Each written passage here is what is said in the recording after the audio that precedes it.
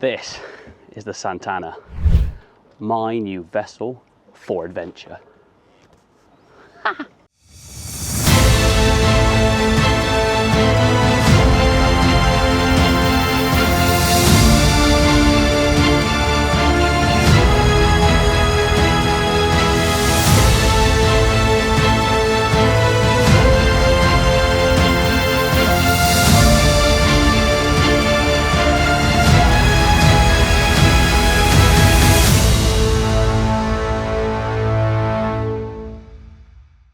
Now, Santana is a 1984 Cobra 850 build-kill yacht. Measures 29 foot in length, so big enough for what I have planned and the next step on these sailing adventures that I've been doing. Now, don't get me wrong, she's a bit old, she's over 40, so there are a fair few amount of boat jobs to do on board. And we'll be doing a little series on those because quite a few of them are electronics. Santana is tiller steered with slab reefing and all lines leading back to the cockpit. So all in all, pretty handy for me to be doing as a single-handed sailor. But first, before I can do that, there are some boat jobs. But anyway, come and have a look at the inside. At just under 29 foot in length and 9.5 foot beam, Santana is a very good size for solo handling and cruising. Her rigging's in good condition, and as you can see, she's pretty tidy throughout. As we come to the cockpit, you'll see that she's tiller steered. We've got 6 winches in the back, although not self-tailing, so there's a bit of extra work there. There's a manual bilge there, good working engine, and also the fitting for an auto tiller. Sails are in good condition, spray hood's really nice. This electrical panel, however, though, needs changing. Out of those 5 instruments, only 2 actually work. So that's the first job getting done on the boat. In fact, I've already started designing and 3D printing a new layout for them. And I'll also have to go up the mast to change over for a new wind receiver because the cable going from the windy receiver at the top of the mast is corroded. Down below, it's quite a small area. You can see we've got a galley and living area in one. No table here, so I'm going to look at getting myself a little table. But there's enough storage here for me to put all my stuff away in the galley and a handy little cupboard for sticking your coats and stuff in. Although it is pitch black, so I can barely see it in the camera. It's big enough to put my oilskins in, a few coats, and all my wet kit out of the way so I don't get in the rest of the boat. As you come into the bow, this is going to be my main sleeping area. It's handily got the little hatch at the top for good airflow. And you see that you have to fold down this middle bit here to make the bed up. The extra cushion there is for the other bed in the mid area. There's good storage throughout. It's underneath most of the bed areas and the seating areas. The heads are actually a decent size for this size boat. All the water is controlled on a foot pump though, so there's no actual motor, but that's fair enough. I mean, it's an old boat anyway.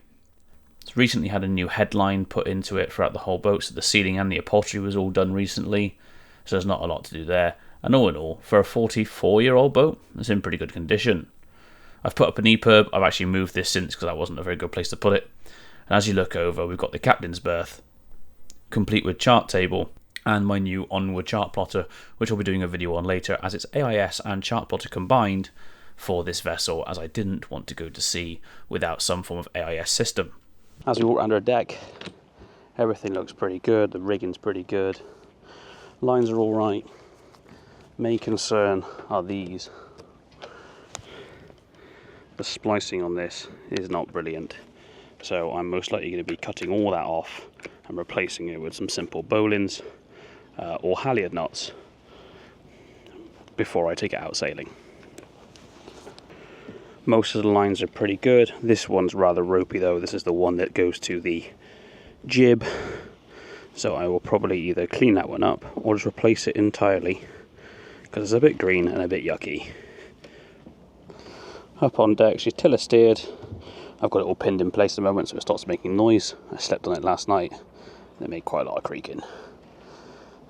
Got ourselves an outboard engine but no dinghy, so that's on the shopping list. Or if I can find one of these repairs that's donated, I'll have that. So that's the inside of the vessel. Let's go and make a quick brew and then we can have a sit down, have a chat about the upcoming adventures and plans and why I've bought this and maxed out my credit card.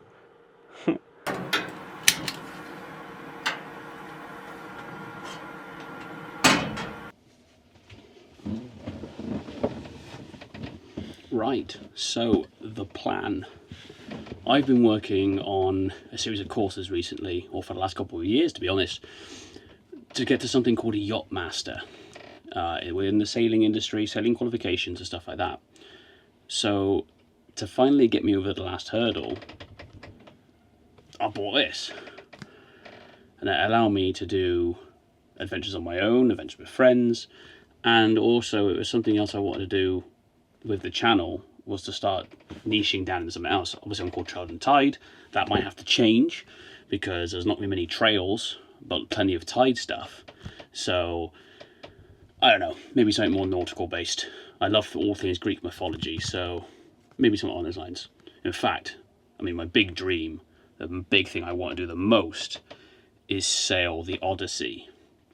For those of you who don't know, without too much boring of mythology, Siege of Troy, little man named Odysseus, had a slight detour over several years coming home from the Siege of Troy, and it's called the Odyssey. It's a very large, very thick and very lengthy book, and my dream is to sail the Odyssey.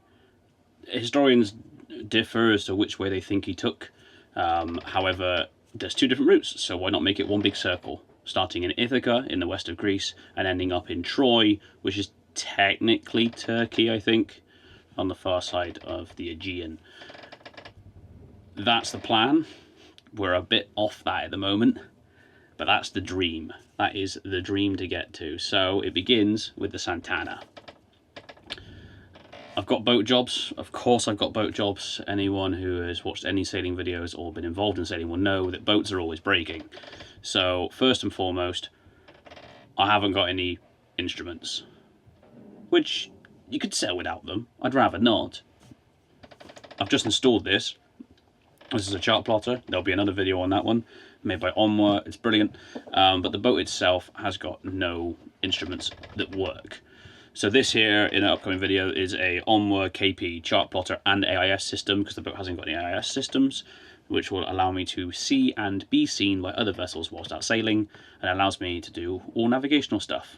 It's obviously a backup. Your primary, or my primary anyway, is paper charts, which I've got here, and I've got a bunch more at home and I will use. I'm hoping to use the series as a bit of a vlog along the way as I go, but also to do some teaching stuff as I go and show my passage plans, show what I'm doing behind the scenes. People can obviously skip that. I will have it in chapters, so if you don't want to see how I make paper paper charting and then put it into a chart plotter, and you just want to see the chart plotter or just the sailing bit, that's fine. There'll be split up, the videos will be split up so you can skip bits that you don't want to see. Also, as I've already mentioned, I've got no wind reader. Well, not one that works. It's at the top of the mast and the readout is in front of me, but the boat's so old that a lot of the wiring is corroding. So I am going to have to, I've already had a quick look, and it is not worth me trying to salvage the old cabling. So I'm going to run some new cables from the power unit. The switchboard's just behind me here, and I've got other instruments here. So I'm going to run new cables up the boat, out the top, and into some new instruments. Currently the instrument panel is this 5 instrument wooden panel.